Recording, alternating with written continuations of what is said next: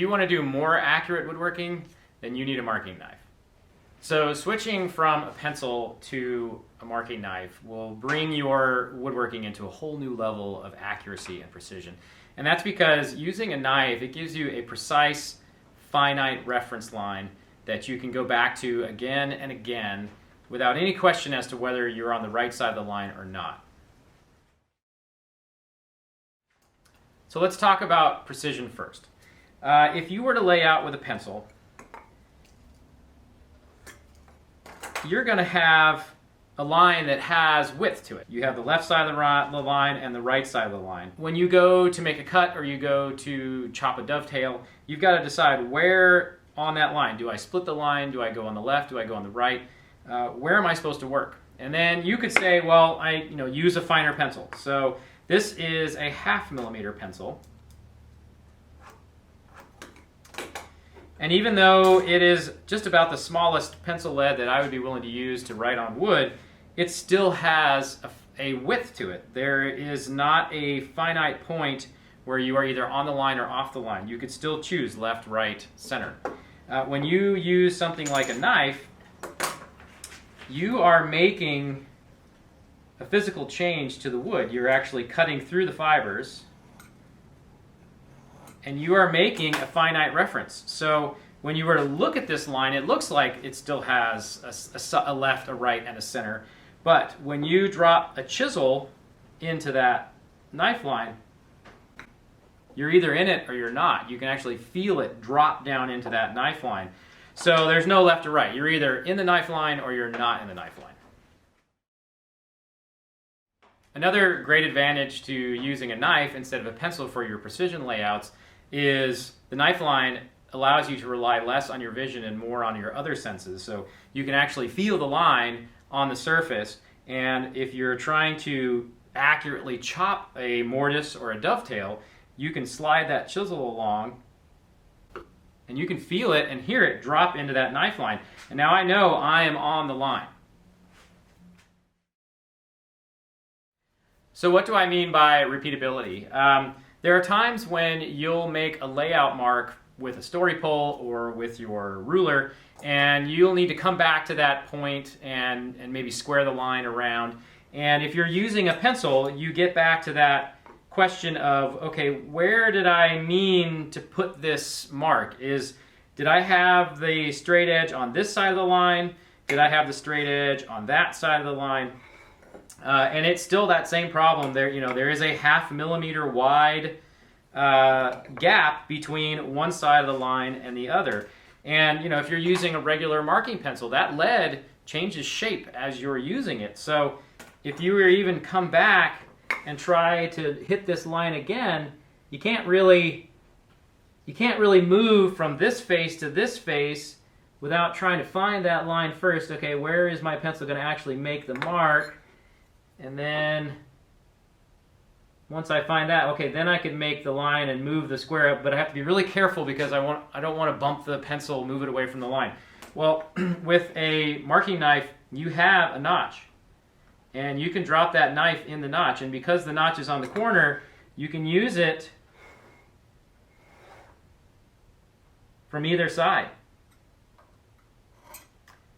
So anytime you need that measurement, you just drop the knife in the line, slide the square up to it, and you can get right back to where you started. Another advantage to using a knife to lay out something like a saw cut is that the knife is actually cutting through the fibers when you do your layout. And that can be really helpful when it comes time to cut, because if you're cross-cutting especially, having a knife line actually limits the tear out on the exit side of the cut.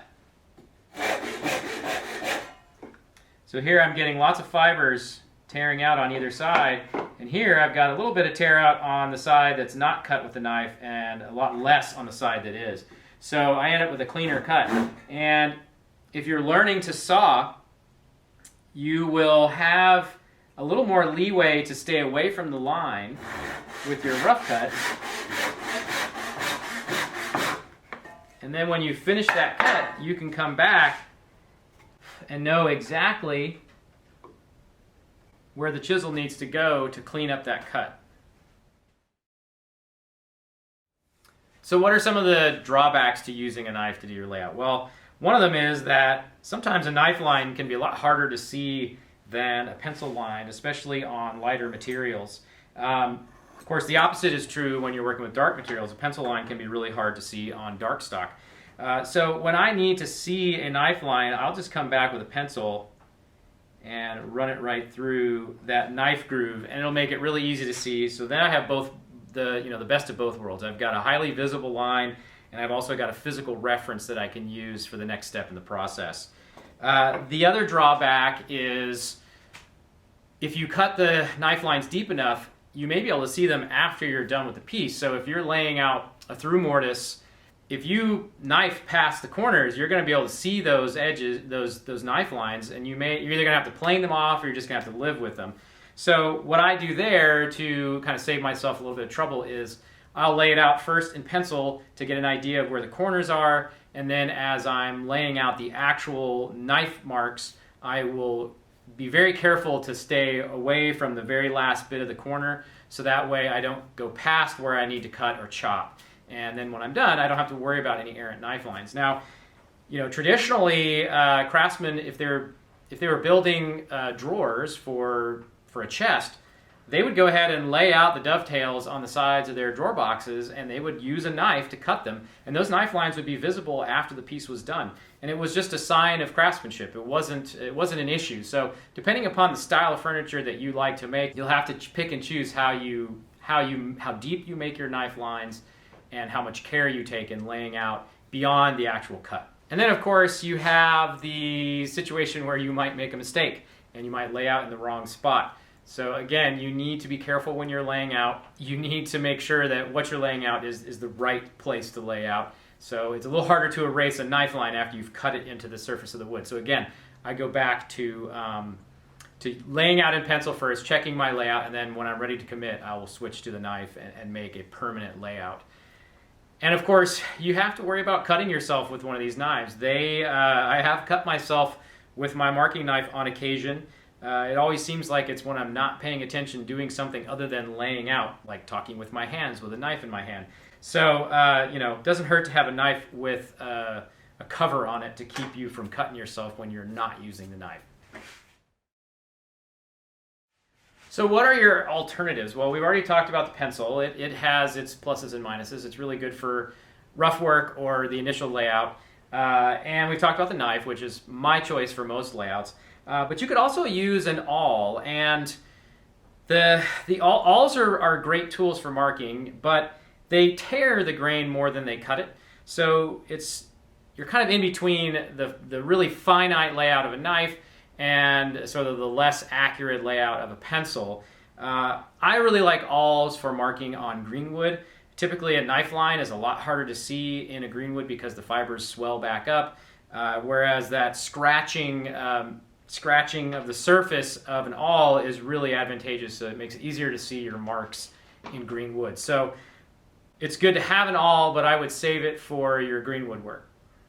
In the next video, we'll talk about what I think is the most important detail on a knife, and that is the way the blade is shaped and how the bevels are ground into the blade.